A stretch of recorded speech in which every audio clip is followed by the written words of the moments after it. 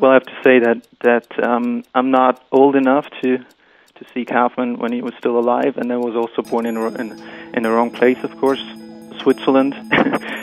But well, it was A Man on the Moon which brought me to the subject, and first I was simply haunted by Jim Carrey's performance as Kaufman, and then this sort of gradually evolved into some kind of obsession, not with Jim Carrey, but with Andy Kaufman. So that was the point where it all started.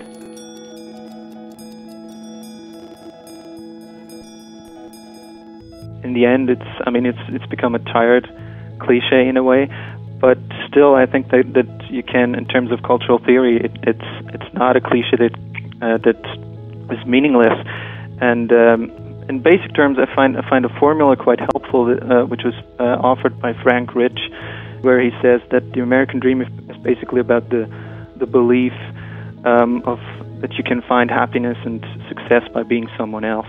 And this was where Andy Kaufman, of course, comes in with this idea of constantly reinventing yourself, and also with his preoccupations with subjects like stardom and celebrity. Well, first of all, his various personae that he employs during his entire career, and the fact that he played these characters, as he famously said, straight to the hilt. I mean, not breaking character, turning himself into what I call a serial subject, where in the end you never really know where Kaufman himself is. Sort of this endless deferral of identities is what I think is the American dream, as ideological discourse. But I'd still say that if you take the original moment of Andy Kaufman stepping sort of onto the stage of national consciousness, if you can say that, his Foreign Man act and Saturday Night, as it was then called, I think that here he already sort of enacts this very quality of the American dream that you mentioned, namely that he's coming from somewhere, and this somewhere in this case is the imaginary island of Caspiar, and he has come to the United States to make it his breakthrough in stand-up comedy. And I think this is a very close enactment of what lies at the core of the American dream. So taking this as sort of an emblematic starting point for his career, he in fact incorporates this notion of the American dream in a very orthodox way. Well, I mean, at some point it is comedy, at others it isn't, I think. One of the funniest moments in which I think is really comedy is this Foreign Man performance in, I think I'm always mixing them up, the Andy's Funhouse, and which has come out on video as the Andy Kaufman special. I think it's in there where Foreign Man tells this joke about the two boys and one girl, I guess it was, carrying the largest cannon onto the largest mountain of Spain, highest mountain on Spain, something like that.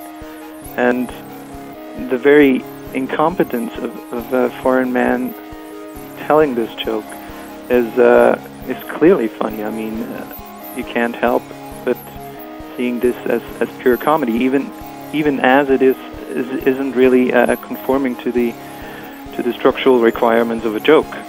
Yeah, well, the Elvis was seeing at the end of these performances is not. I mean, you could ask if that's Foreign Man at all, if that's not just now another character.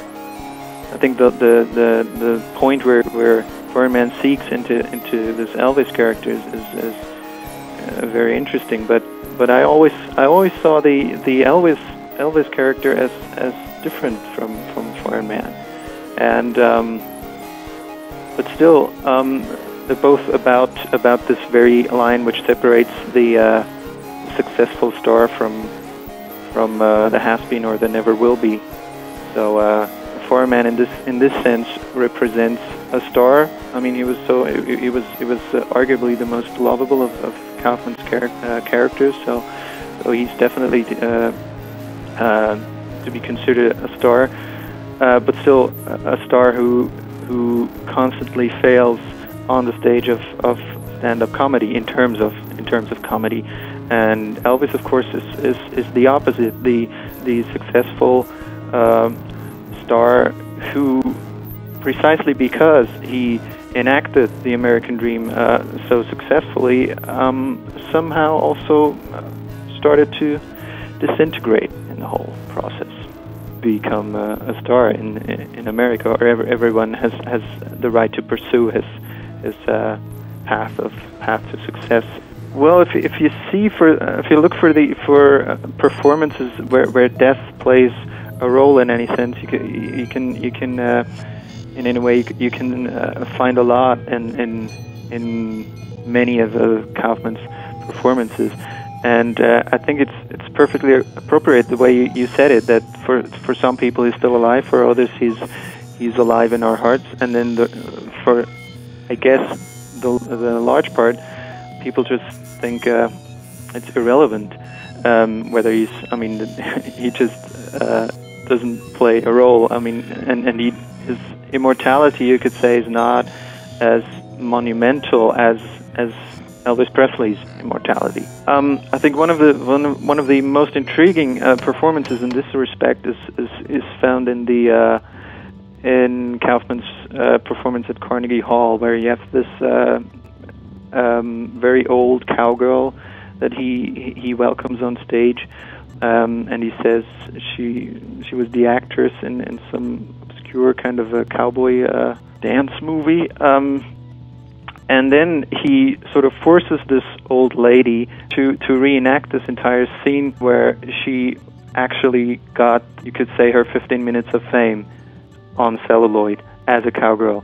And then the interesting thing happens that Kaufman, as the director of the orchestra, the conductor, he accelerates the rhythm until the old lady collapses and supposedly dies.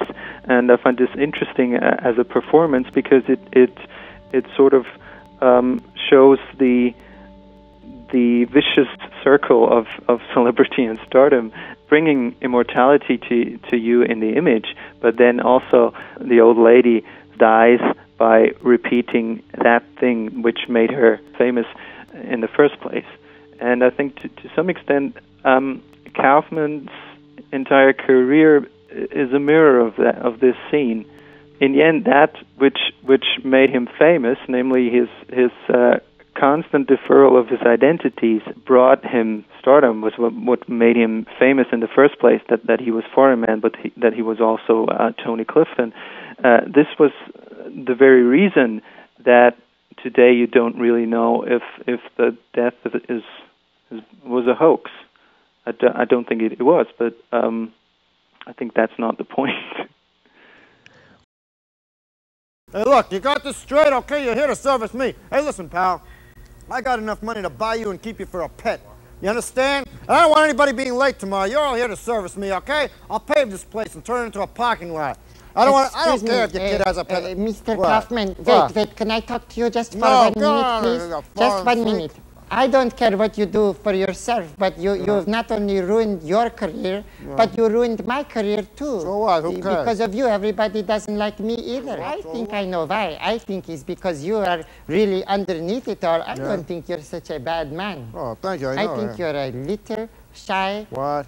A shy little man. That's why you have to put on this tough guy facade. No, because you have to hide your insecurity. Wait, but... That's right. Really? You know, when you mature and come to terms with your own deficiencies, then you'll be able to accept your true self. And don't cry. I can't finish this. Mr. Kaufman, don't cry. Please don't cry. Oh, it's all right. Listen, I'll finish the show for you, all right? Okay, thank you. All right. Thank you. Bye. Goodbye, everybody.